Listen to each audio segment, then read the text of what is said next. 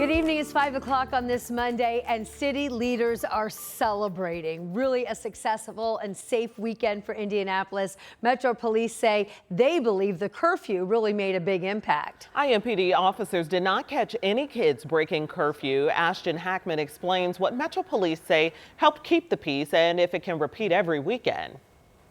It was a weekend like no other, and when it comes to teen gun violence in downtown Indy, the weekend was also a refreshing change. IMPD touting both Friday and Saturday night, no teens were caught breaking curfew. As you can tell, it took all of us to come together to get to this point and show what downtown Indy can be: a fun, safe place for residents and visitors alike. Metro Police say increased officers, community outreach groups, and messaging help keep kids out of trouble. But the biggest question is it logistically possible to have that many officers every weekend helping with enforcing curfew? Metro Police says they're always working to fill staffing shortages. IMPD's newest recruit class sworn in Monday, putting just a small dent in the shortage of hundreds of officers. But even working short of full staff, Metro Police says the push for peace downtown will continue. The level of resources for major events always go up. Our standard level of presence will remain every weekend. We know weekend nights downtown are busy. But a weekend of peace and kids staying out of trouble is a start Metro Police hope to keep up. What we saw this weekend is exactly what we want to see. We saw a lot of kids and families out, and they had adults with them. Kids are welcome to come downtown. It's the lack of supervision that starts to create problems. The first peaceful weekend downtown in several weeks, hopefully continuing the solutions to curb teen gun violence. In Indianapolis, Ashton Hackman, 13 News. Many church and community volunteers were outreaching young people this weekend. Metro Police tell us they are in talks to come up with more permanent and collaborative efforts. Tonight, 4 people are under arrest. They're accused of selling alcohol without a permit over the weekend. Officers tell 13 News they arrested 4 people between the ages of 18 and 24. The arrests were made downtown Saturday night. Investigators say the young people were selling drinks which contained tequila or vodka for $10, and they were selling them out of a cooler. Officers said they also found drugs, drug dealing paraphernalia, and 4 guns, including one gun that was reported stolen while they were searching the 4 suspects.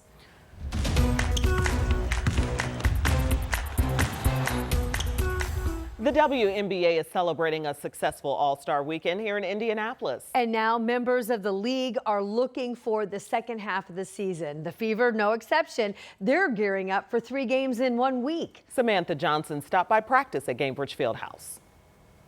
The All-Star break is over and the regular season pushes on for the WNBA. The Fever back in practice today, still high off that weekend energy and also looking ahead to what comes next. I think that Indy did a really great job. When you live here and in market for the season, you see it every day. But for that weekend, I'm like, oh, that was different. That's new. I like that. So I thought we showed out. Like I said, the fans were amazing. Everyone that came here, just the environment was great. And now it's on to the second half of the regular season, and the Fever are doing it without Caitlin Clark. Head coach Stephanie White telling us there's no update and no timeline on when she'll be back in the lineup. The Fever, though, feel confident heading into this week. I want to win regardless. Unfortunately, Cece will not be around, but you got to want to win regardless. But I think more than anything, we've grown together as a group. Our chemistry is getting better and better every day, so hopefully that translates on the court. Teams across the league are making adjustments as the W inches closer to the playoffs. And for this Indiana team, defense is the focus. How our defense goes is how we go. And so we've got to be disruptive. We've got to have a point of attack where we dictate instead of react. And we've got to do that consistently. I think this is about grit now. So there's no more time. And so hopefully a lot of the L's that we took mentally, physically, literally, it's different. So the Fever travel to New York to take on the reigning league champs tomorrow night. Then they're back home Thursday hosting the Las Vegas Aces right here on WTHR. At Gainbridge Fieldhouse, Samantha Johnson, 13 News. And WTHR is your local TV home of the Fever. And we want to let you know that you can watch Thursday night's game against the Aces right here on Channel 13. We will be airing it at 7 o'clock. And you can check out the schedule of the other games that we are airing this season on our website by scanning the QR code, and it'll take you to WTHR.com/fever. But again, on the road against the Liberty first, and that is tomorrow night. All right, Angela's here, and she's tracking a hot and humid day with some rain showers sprinkled in. Yes, and those rain showers mainly south and west of Indianapolis, but I'll give you a couple of close-up views. Let's take you outside to the heat and humidity. It was another warm and muggy day. Temperatures right now in the low 80s for most of us. We're at 82 in Carmel, 83 Brown County and Crawfordsville, and 81 degrees in Bainbridge at this hour. What you don't see from that map, those dew point temperatures sitting in the upper 60s and low 70s in that uncomfortable range. It's the reason it is so sticky out there, so muggy. There's also a little boundary sitting across the southwestern part of the state, and that's the focus for some rain. And it is heavy rain with those dew point temperatures in the upper 60s and low 70s. It's a sign on just how much moisture is in the atmosphere, and we're squeezing it out in the form of a couple of inches of rain in a short amount of time. The heavy rain has pushed just south of Terre Haute.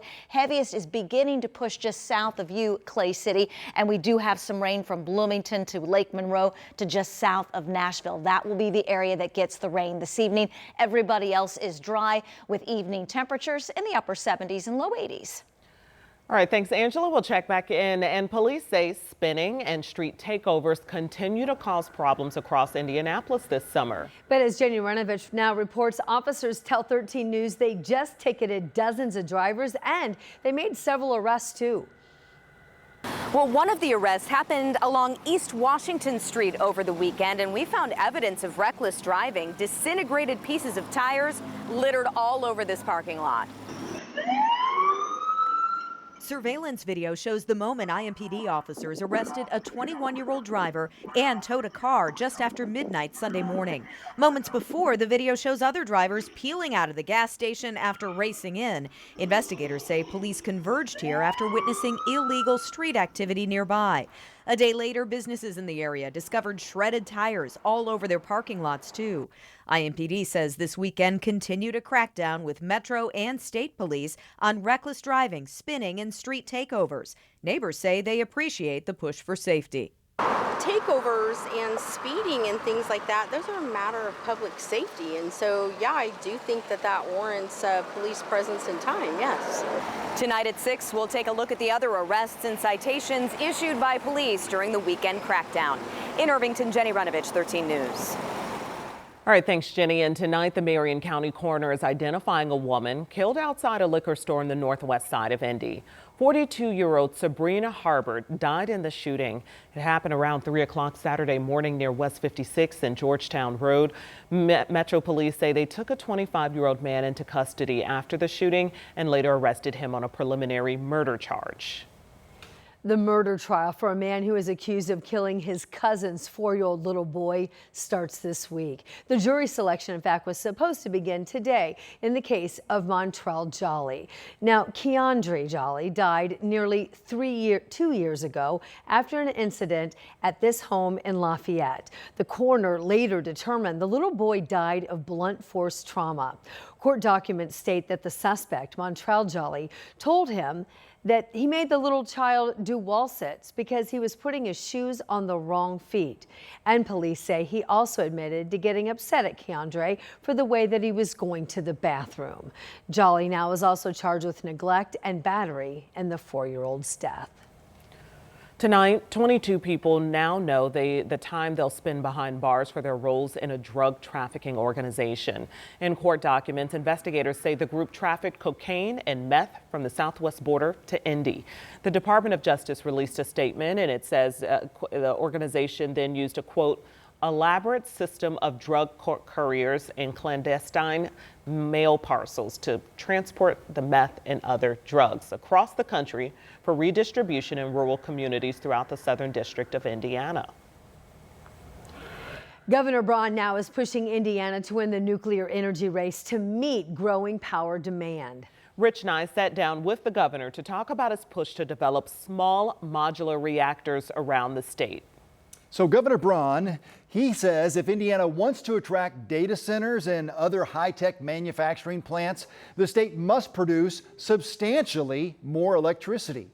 Braun believes SMRs are the answer. Small modular reactors. A Purdue study identified 8 coal-burning power plants that are suitable to be converted into these next-generation power plants across the state. But this is still developing technology. No SMRs are online yet in the U.S. Most experts think it's going to be 7 to 10 years. And if you're really being accommodating and you're pushing forward, I think it's realistic in 7 or 8. 9 or 10, I think whoever then has done the most legwork up to it will be in the catbird seat. Why would we invest Indiana taxpayer and ratepayer money on technology that is not available yet today and may never be? That's not good for the state of Indiana. Opponents at Citizens Action Coalition have safety and environmental concerns as well. My special report on the potential future of nuclear energy is coming up at 6 o'clock here on 13 News. And then tomorrow, stakeholders from across the nation and the state are gathering in Indianapolis for the Nuclear Energy Forum hosted by the state and Indiana Business Journal as they try to generate support for developing nuclear energy in the state. Yeah, this is the networking and strategizing to try to get them to come here. All right.